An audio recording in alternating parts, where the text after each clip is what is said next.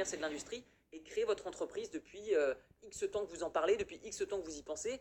Vous avez, je sais pas, une idée de business et vous vous demandez, ouais, est-ce que c'est la meilleure idée de business, etc. La meilleure idée de business est évolutive. Il n'en existe pas de parfaite. Troisième idée de revenu passif. Devenir un influenceur et s'associer avec quelqu'un qui va développer votre business. Je m'explique. Pour ma part, vous le savez déjà, je vends de la formation en ligne et j'ai à peu près 7 autres business qui tournent dans d'autres thématiques qui n'ont rien à voir avec la vente de formation en ligne. J'ai également pas mal d'immobilier. Je vous ai d'ailleurs fait des vidéos qui vont bientôt apparaître sur la chaîne YouTube à ce sujet où je rentre dans mes biens et je vous montre comment est-ce qu'on a fait pour bien les négocier, pour bien les découper, pour trouver des locataires, etc. Et pourquoi est-ce que je voulais vous parler de ça? Ouais, parce que... non, je sais plus. Ah oui, parce que oui, voilà, moi aujourd'hui je suis entrepreneur, investisseur, etc. On s'en fout. Mais je suis également influenceur. Ça veut dire que j'ai réuni une certaine communauté et aujourd'hui j'ai envie de lancer un nouveau business. Voilà, je garde un petit peu le secret, je vous tease un petit peu. Mais d'ici ces prochains mois, je vais créer un nouveau très gros business. Très très gros business. Et sur ce très gros business, je n'ai pas le temps, je n'ai pas non plus envie de déléguer ça à quelqu'un de novice. Et donc la personne avec qui j'ai envie de m'associer, c'est une personne qui pèse assez lourd. Et cette personne-là, eh bien voilà, je me suis associé avec et elle va développer un nouveau business pour moi. Pourquoi? Parce que moi j'ai une communauté et elle a un certain savoir-faire. Donc si demain vous avez envie de vous créer des revenus passifs, vous avez deux possibilités. Première possibilité, vous faites comme moi, vous développez une communauté et vous trouvez un associé qui va développer un produit en association avec vous.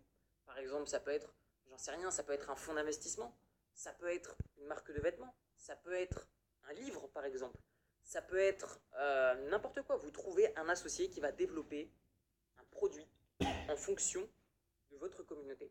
Donc soit vous devenez influenceur et vous trouvez un associé, ou soit vous êtes la personne à la technique et vous allez trouver des influenceurs qui vont promouvoir la marque que vous avez créée.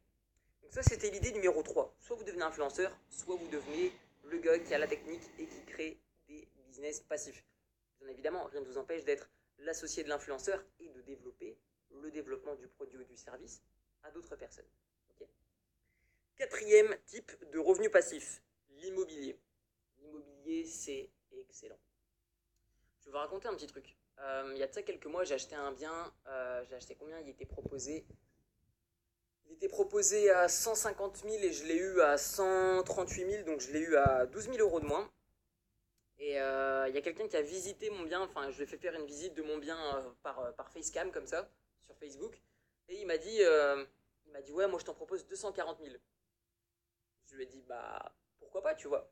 Donc tout ça pour vous dire que l'immobilier c'est excellent pour deux raisons. Première raison, vous pouvez faire des grosses plus-values si vous apprenez à négocier. Bien évidemment on n'apprend pas à négocier en se posant sur une chaise et en réfléchissant 2 minutes. Moi personnellement je me suis formé à l'immobilier, je suis allé à des séminaires sur l'immobilier, j'ai suivi des formations, j'ai lu une tonne de bouquins. Vous savez, si vous me suivez depuis un petit moment, surtout sur mes réseaux sociaux, je vous montre les livres que je lis, etc. Tout ça pour vous dire que, à mon sens, si aujourd'hui vous n'avez pas encore d'immobilier, c'est simplement que vous n'avez pas de temps. Pourquoi? Parce que pour l'immobilier, faut surtout un peu de temps pour lancer le truc. En fait, il ne faut pas tant d'argent que ça. Parce que pour se lancer dans l'immobilier, vous avez deux possibilités. Première possibilité, vous utilisez votre argent. En effet, là, il faut de l'oseille pour investir. Ok, on est d'accord. Moi, personnellement, c'est comme ça que je fais parce que j'ai de l'argent qui dort. Je travaille dur dans mes entreprises font de l'argent et j'investis cet argent dans mon immobilier, voilà. Mais du coup, si vous n'avez pas d'argent, ce que vous faites, c'est que vous allez tout simplement dans une banque et vous dites bonjour, est-ce que je peux faire un crédit pour acheter de l'immobilier? Okay. Une fois que vous avez fait ça, on va vous dire oui, voilà, vous allez pouvoir emprunter par exemple 100 ou 150 000 euros sur 20 ans, sur 25 ans, en fonction de votre situation, okay, en fonction de votre salaire, en fonction du type de contrat que vous avez. Mais une fois que vous avez obtenu la réponse positive d'un banquier, qui vous dit ok, je te prête 150 000 euros, peu importe la somme, on va dire que vous devez rembourser à la banque, on va dire 500 euros par mois. Okay. Si vous empruntez, vous achetez une baraque et que vous devez rembourser 500 euros par mois, une baraque, un appartement, on s'en fout, peu importe le type de bien, et que donc vous devez rembourser 500 euros par mois, mais que à l'intérieur du bien, vous avez un locataire qui vous paie 1000 euros par mois. Je pense qu'il n'y a pas besoin d'avoir fait maths sup pour comprendre que vous vous mettez 500 euros dans la poche. Alors oui, il y a les impôts, oui ceci, cela, ah bah non, finalement, puisqu'il y a une niche dans l'immobilier qui vous permet de ne pas payer d'impôts dans l'immobilier. Donc encore une fois, bien comprendre que l'immobilier n'est pas du tout réservé aux riches. Loin de là, c'est l'un des plus gros effets de levier sur lequel s'enrichir à partir de zéro. Mais je suis d'accord, il faut un minimum de temps pour pouvoir visiter le bien, il faut un minimum se former. Alors quand je dis qu'il ne faut pas d'argent pour se lancer dans l'immobilier, c'est à moitié vrai, puisqu'il faut un minimum d'argent déjà pour se former, puisque à mon sens, les personnes qui investissent dans l'immobilier et qui après achètent une formation, personnellement j'en ai connu des gens qui ont fait ça, ils ont dit ah ouais non mais j'aurais pu augmenter ma rentabilité mais largement en connaissant ce type de technique.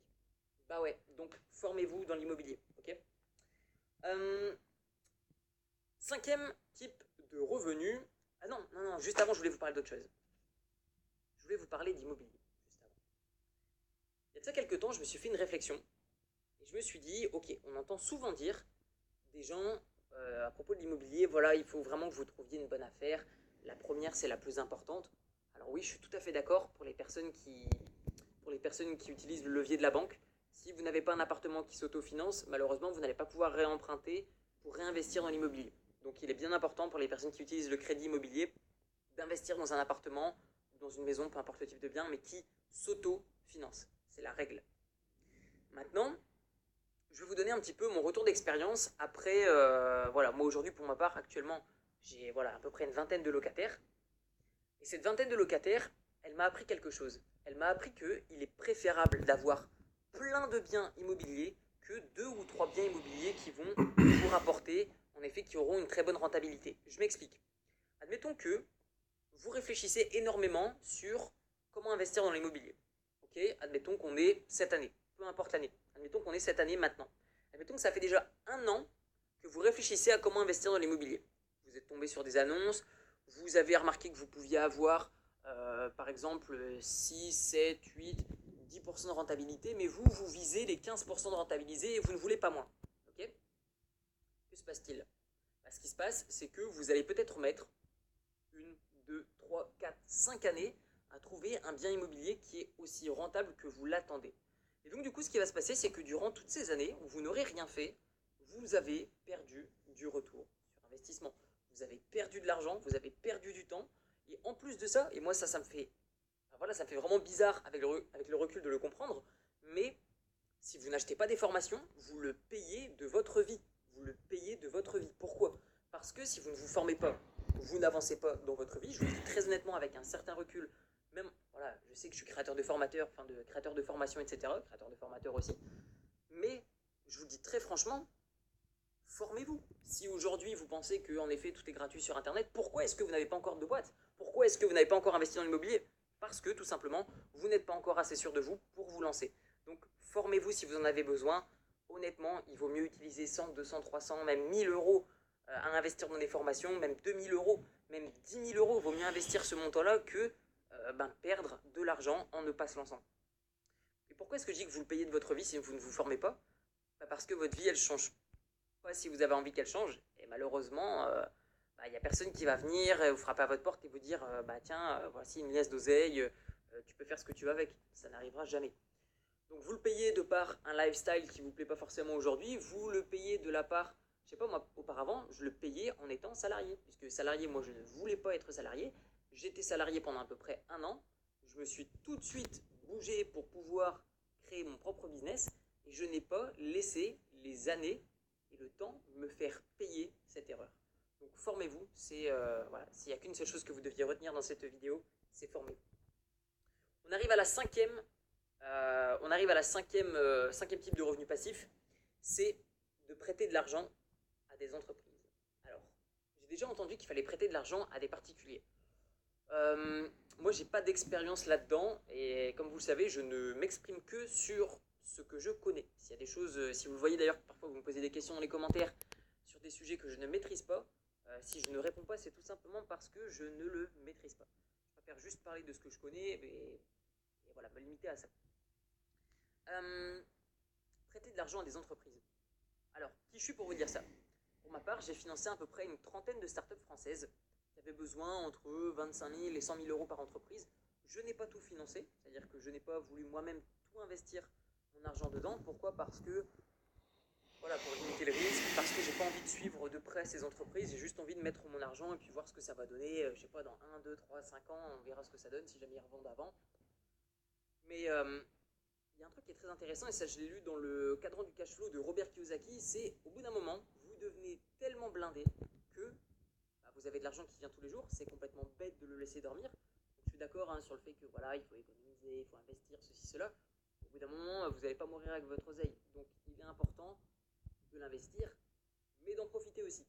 Et au bout d'un moment, vous allez tellement être plein qu'il va falloir prêter de l'argent à des entreprises. Et ces entreprises, elles vont vous rembourser comme une banque en fait.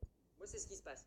Donc je prête à une trentaine d'entreprises et ces entreprises me prêtent à un taux entre 7,5 et 10% par an, tant qu'elles ont encore du capital à me rembourser. Et donc du coup, c'est ce qui fait qu'au bout d'un moment, voilà, vous avez tellement de remboursement de capital avec intérêt que voilà, en fait, vous profitez de cet argent soit pour le réinvestir dans de nouvelles startups, ou soit vous, je sais pas, vous utilisez l'argent pour faire ce que vous voulez, soit investir dans l'immobilier, soit profiter de la life, peu importe. Donc le but de cette vidéo, c'est pas de vous dire voilà, lancez-vous là-dedans ou lancez-vous là-dedans. C'est en fonction de votre situation. Par exemple, si aujourd'hui vous n'avez pas d'argent, forcément vous n'allez pas pouvoir financer des startups. C'est logique. Maintenant, si vous n'avez pas d'argent et que vous souhaitez devenir indépendant financièrement, pour moi, il y a deux chemins. Premier chemin, l'entrepreneuriat en ligne, parce que ça demande un investissement extrêmement faible. Deuxième voie, deuxième chemin, l'immobilier, si vous avez une situation qui le permet.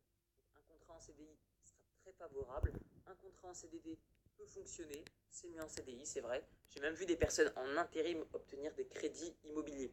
Voilà, le tout c'est d'aller demander un maximum de banques, et ensuite, peu importe, même si vous avez un taux d'endettement qui est complètement pourri, vous pouvez le faire racheter, enfin un taux du crédit qui est complètement pourri, vous pouvez le faire racheter par une autre banque. Sachez qu'il est beaucoup plus facile de se faire racheter un crédit que d'obtenir un crédit.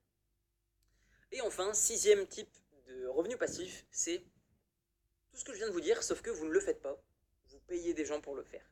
Et ça, c'est quand même magnifique. Moi, il y a de ça 2 ans, j'ai commencé à créer d'autres business, puisque voilà, il y a de ça 2 ans, je me suis dit, bon, voilà, je parle de formation en ligne, enfin, je parle de business en ligne, je parle de formation en ligne, mais au bout d'un moment, est-ce que je suis limité à ça, ou est-ce que je fais reposer toutes mes sources de revenus là-dessus? Je me suis dit non, il y a de ça 2 ans, et donc du coup, c'est là où j'ai commencé à créer 7 autres business qui n'ont rien à voir avec le web marketing.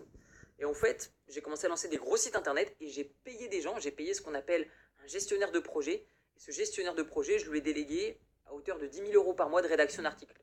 Ça fait à peu près 2 ans, donc vous avez compris qu'on est à 240 000 euros d'investissement quand même. Et c'est rentable à peu près de 2 fois plus. Donc tout ça pour vous dire que aujourd'hui, vous avez 2 possibilités, comme je vous l'ai dit. Soit vous investissez votre temps et votre énergie dans des choses que vous faites vous-même et vous apprenez à les faire. Deuxième type de solution, vous payez des gens pour développer des business. Et là, encore une fois, bon, je suis quelqu'un de très éthique, mais honnêtement, si vous apportez de la valeur à des gens, le type de business, on s'en fout un petit peu.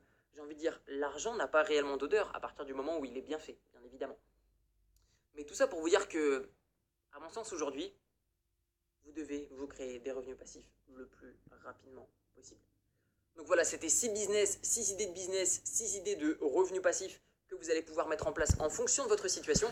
Si vous souhaitez vous former au web marketing, à l'entrepreneuriat, je vous mets un lien dans la description de la vidéo avec 6 vidéos de formation offertes qui vont tout vous expliquer. Je vous souhaite un excellent lancement. Bougez-vous les gars, ça va vous remercier, je vous assure. La vie remercie ceux qui se bougent. Allez, ciao ciao.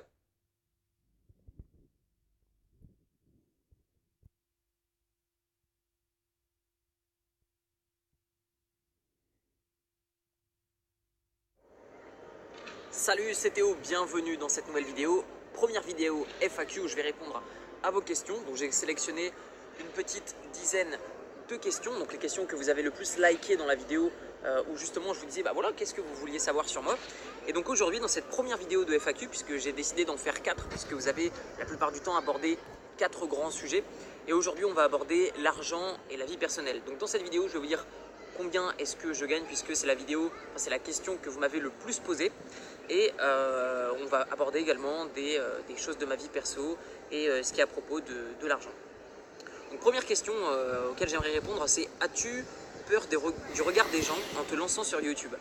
Peur, je ne pense pas que ce soit le mot en question. Par contre, de temps en temps, voilà, j'espère que les gens ne s'arrêtent pas simplement à ce que je montre parfois voilà, pour donner un petit peu de forme à mes vidéos. Je parle notamment de voitures de sport, voilà, des belles montres, des choses comme ça. C'est des choses pour moi qui me motivent et également tout simplement voilà, j'aime bien me faire plaisir et donc je le partage avec vous puisque je pense que ça inspire également pas mal de personnes. Donc est-ce que j'ai peur du regard des autres en me lançant sur YouTube? Non, c'est surtout pas envie que ce soit mal interprété. Deuxième question, comment se faire des amis lorsqu'on change de pays?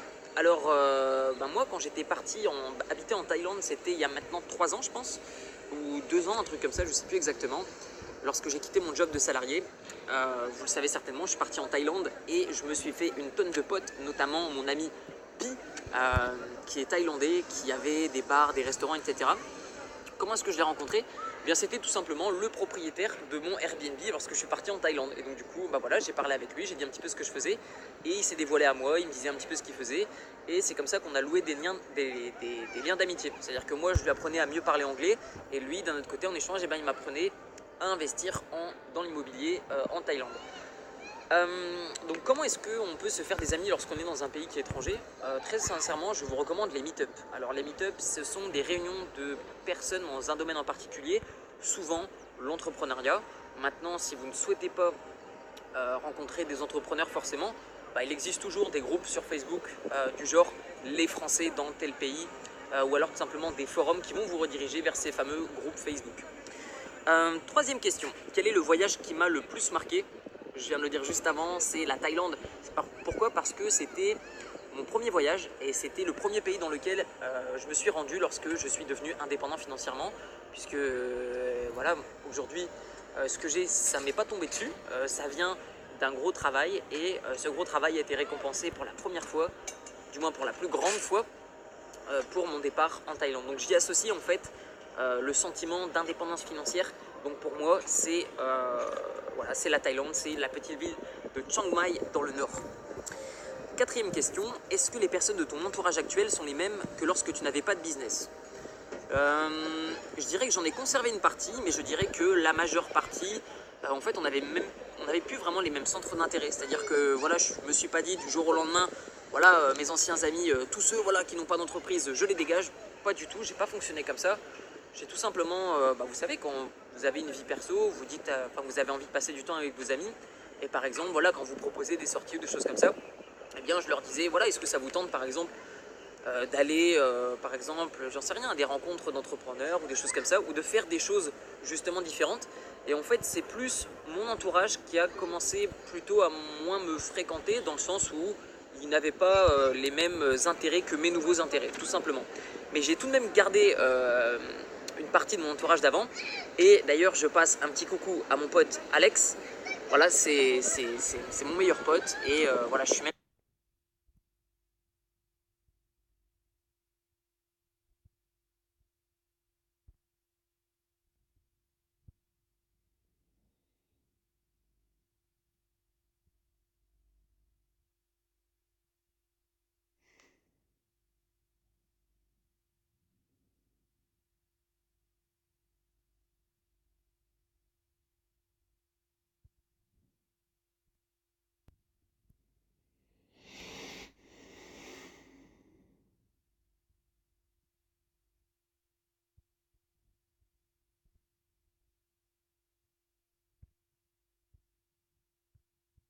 même tatoué avec lui sur le bras, et c'est un ami avec qui voilà, on avait tous les deux pas de business à l'époque. On s'est rencontrés en soirée il y a de ça, je pense, quelque chose comme 8 ans, et en fait, pour me suivre, il a créé son business pour pouvoir s'expatrier, habiter dans le pays dans lequel je vis et pour venir me rejoindre.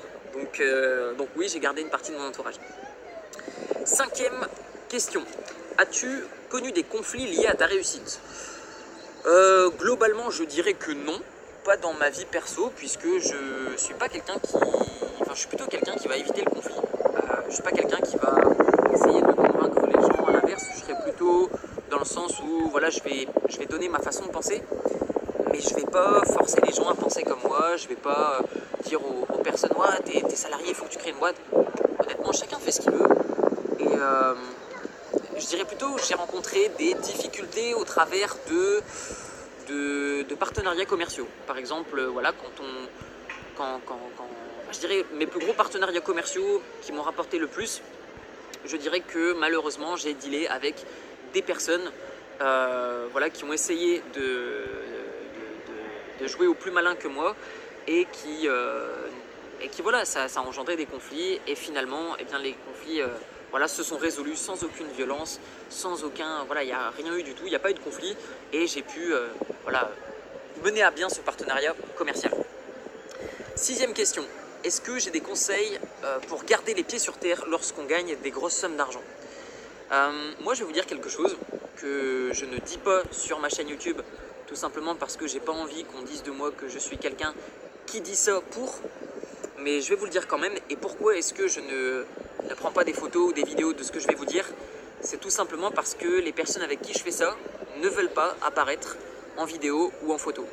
C'est le fait que, donc je ne l'ai pas fait l'année dernière, mais durant les 2 années précédentes, je me suis rendu avec ma maman dans le nord de la France, donc de là où est-ce que je suis originaire, et on a passé le nouvel an, donc moi et ma mère, à distribuer des couettes et des couvertures et de la nourriture à des sans-abri donc de ma région, et je trouve que ça permet de relativiser, parce que beaucoup de personnes se disent voilà, je n'ai pas le style de vie dont je rêve, etc. Mais je pense qu'il faut relativiser.